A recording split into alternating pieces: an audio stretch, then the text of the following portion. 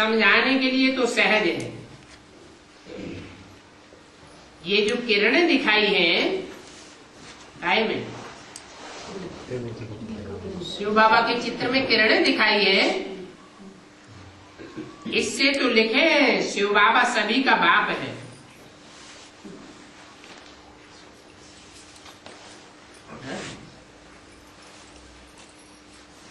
किरणों वाले चित्र में अगर ये लिखेंगे कि शिव बाबा सभी का बाप है तो कोई की बुद्धि में आवेगा?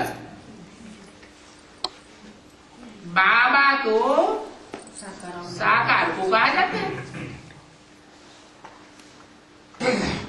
बूढ़े को बाबा कहा जाता है।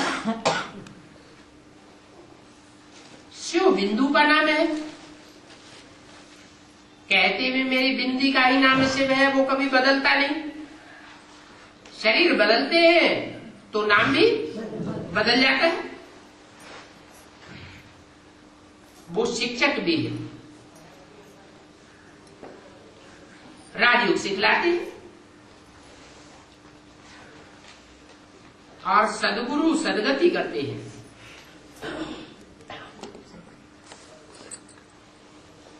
है ना? बाप बाप के रूप में जब जन्म देते हैं, ब्राह्मण जन्म मिलता है, तो उस समय क्या है कि सदगति हो गई है, कोई जरूरी नहीं है।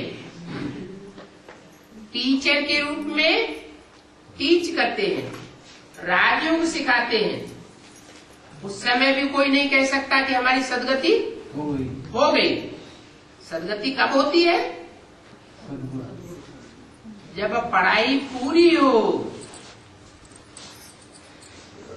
और अपना आत्मिक स्थिति में आत्म स्थिति अनुभव करे।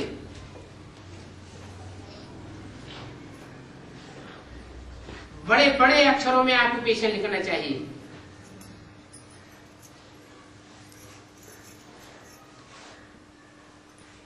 ये बाबा का धंधा है। इनके ऊपर में बड़े अक्षरों में हो प्रश्न तो बच्चा है,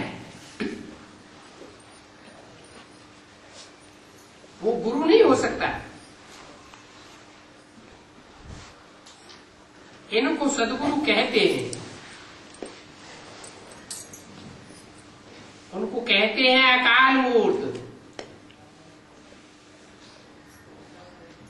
अकाल माना जिसको काल नहीं खा सकता। अब काल आत्मा को खाता है या शरीर को खाता है? फिर किरणों वाले चित्र के ऊपर अगर लिखेंगे अकाल मूर्त है, तो समझाने की भी तो युक्ति चाहिए। क्या समझावेंगे? समझावेंगे ये जो लिंग रूप रखा हुआ है, ये निराकारी स्टेज वाले शरीर की यादगार है। जैसे कि हाथ पांव नाक आंख कान है ही नहीं, और इसमें जो बिंदु रखा हुआ है वो निराकार शिव की प्रवेशता की यादगार है।